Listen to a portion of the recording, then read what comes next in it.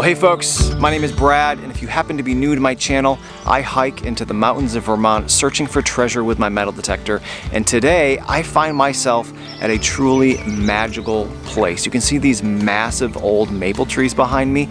Well, just on the other side of those is an old stone-lined foundation from a home that was here around the middle of the 1800s. I've actually been trying to get to this location for years, but around the middle of May, all of the weeds and grass grow up past my shoulders, and I've just never been able to make it here in time. But today, I think I made it early enough where it's going to be manageable. Now, if this is one of the first of my videos that you've seen, I publish one of these every single Friday. So if you like what you see here today, consider hitting that subscribe button, or just come on back next Friday. Let's get that metal detector out, see if we can find a few treasures. 80. Sounds good.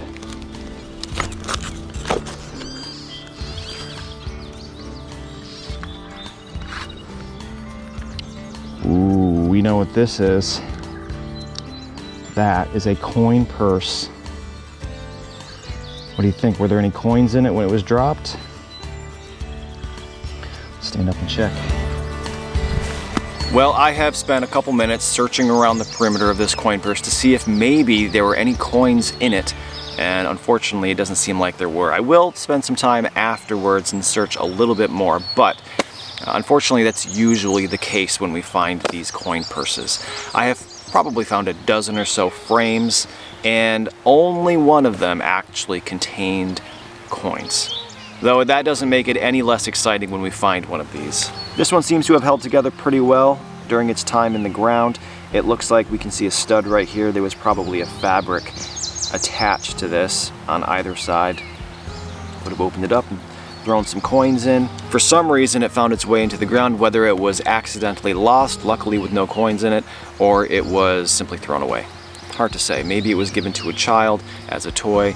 They lost it. If I were to guess an age on this particular coin purse, it is so small, it has to be after we switched over from those big old large cents to this small Indian cents around the time of the Civil War. Late 1800s, early 1900s would be my guess. Like I said, I'm going to pick up the cameras, really do a thorough search of this area, and if I find any coins right here, I'll certainly let you know. Awesome old coin purse. Well, this is a fantastic target. This is like, get excited target. 98. 94. Let's see. It's brass. I was thinking maybe it'd be silver. Oh, I know what this is. Look at that buckle. So in metal detecting places from the 1800s, 1700s, buckles are a very, very common find. They are typically iron though. Horse tack and oxen tack buckles were constantly breaking and falling off. My personal favorite are colonial shoe buckles, which are typically brass, although some of them are iron. This is probably my second favorite buckle to find. These go by many different names by people who metal detect. I've heard them called batwing buckles, baldric buckles. They are a very high quality brass. You can see the deep green patina on this. It would have had an iron pin here. And it is my opinion that this is horse tack, part of a harness or a saddle setup. Though many people do say that these were worn on people in some way, whether it be for a sword, a military belt of some kind. And I actually took it upon myself and spent a couple days' time, hours and hours, searching back through old catalogs, horse tack catalogs, harness making catalogs, to see if I could find these buckles available for purchase back in the 1800s and the 1700s, and I came up short. I couldn't find a picture of this style buckle in any of those catalogs. So maybe it was worn on a person. I don't happen to think so though. We find a lot of these. Too many, in my opinion, for it to be a military buckle or worn on a person in any way, but you never know. Let me know your thoughts. All right, let's see what else we can find here. 89, 87, 90. That's a good target. Let's see what it is.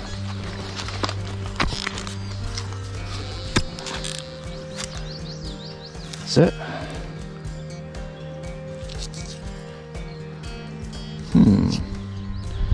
product lid, menthol Watkins, menthol camphor ointment, Watkins. You know, I'm not too far out in the boonies today. I do have cell service. I was able to look this up, and to my surprise, Watkins menthol camphor ointment is still made today. You can still buy it. This one is, of course, not a modern one. I believe they started making ointments around the 1860s, and from the photos that I was able to see just on Google, it seems like this was more than likely a lid to a milk glass jar. Menthol camphor. I also looked up camphor because I was unfamiliar with what it actually was, and apparently it was made from the bark of a camphor tree. This was a cough suppressant rub, which, again, you can still buy this today, used for the same purposes. Interesting find. Probably junk to them at the time they threw this out, but I learned something new, so I'm excited about it.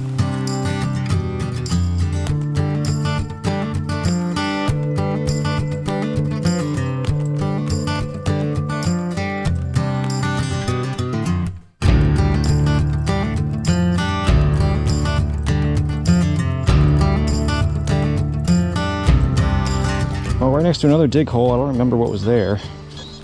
Got an 87. Sounds great.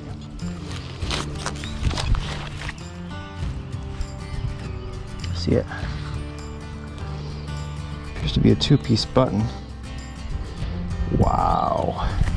Well, whenever I find a button and it appears to be two pieces, meaning the back side with the shank is a separate piece of metal than the front side that sometimes has a design, I'm always very excited and hopeful that it's going to be something significant, like a military button.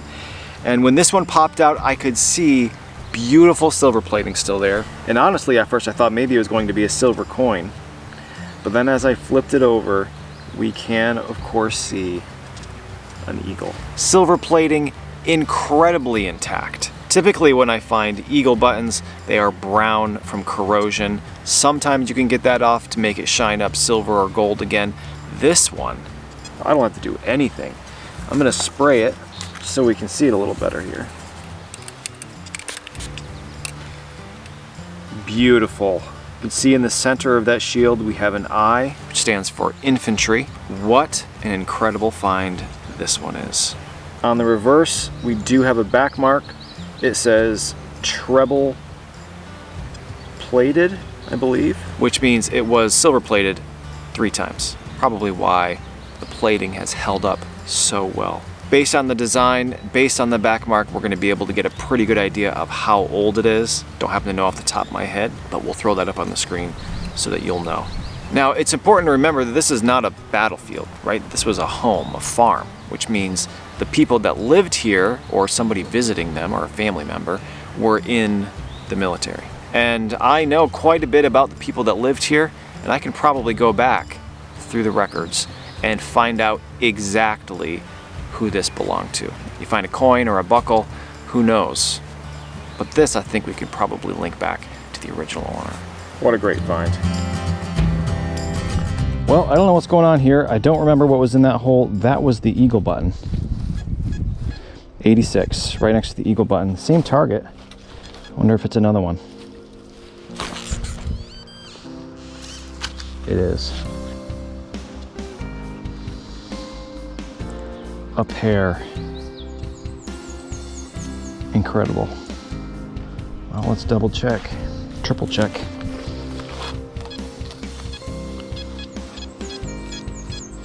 That's a 94, 95. Let's see.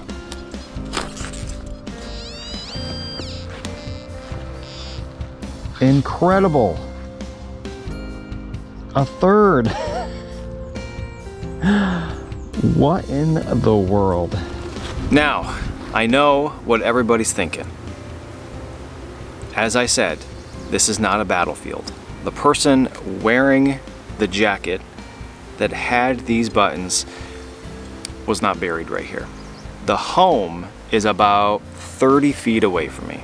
Even back then, in the late 1800s, people were buried in cemeteries, in graveyards. That is not what this is.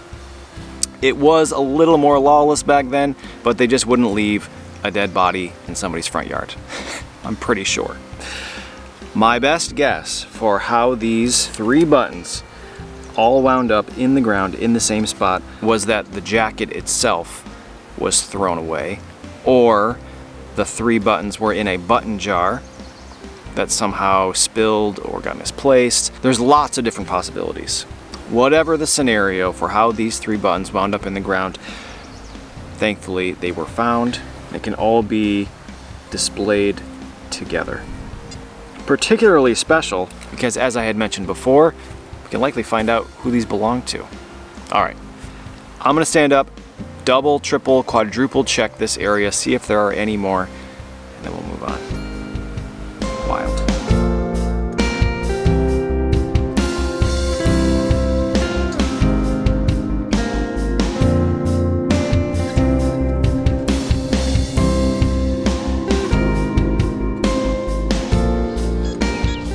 We've got a relatively loud 86 right here.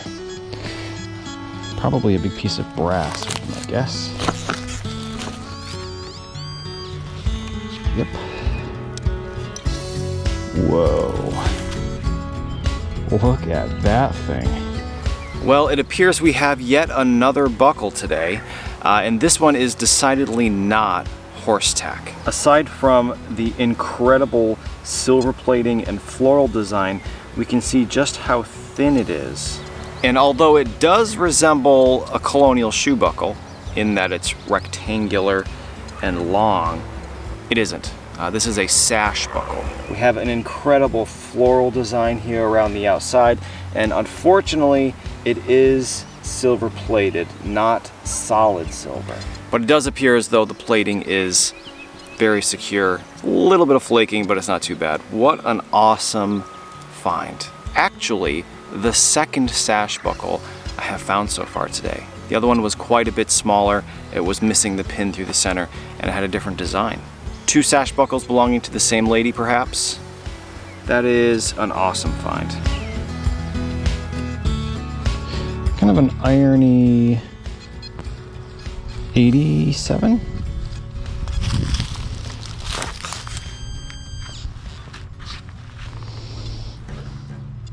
Oh, we know what that is. Well, no day would be complete without finding at least one of these up here in the mountains of Vermont. Extremely common find, a pocket knife. It appears it has wood scales. They're very, very soft and crumbling as we speak. It seems like there was a badge with likely a brand name on there. I don't think we'll ever figure out what that was. But I love finding pocket knives. You know, this was in somebody's pocket, used probably daily. The last person to touch this more than likely lived over 100 years ago. I know when I lose my pocket knife, I'm totally lost. I don't know what to do. I have to imagine the folks that lived here when they lost this. It was a bigger deal for them to have to go all the way back down into town and then find a shop that sells them. I like to speculate with these pocket knives how it found its way into the ground. I usually assume since the knife is still collapsed, this was lost accidentally. Oftentimes we do find them with the blade out and broken. We can assume those were thrown away, but this one the blade is still captured. Cool find, a common one, but one I always enjoy finding. 72.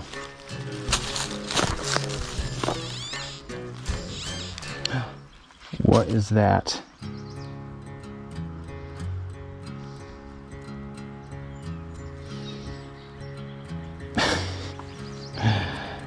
I think it's a button.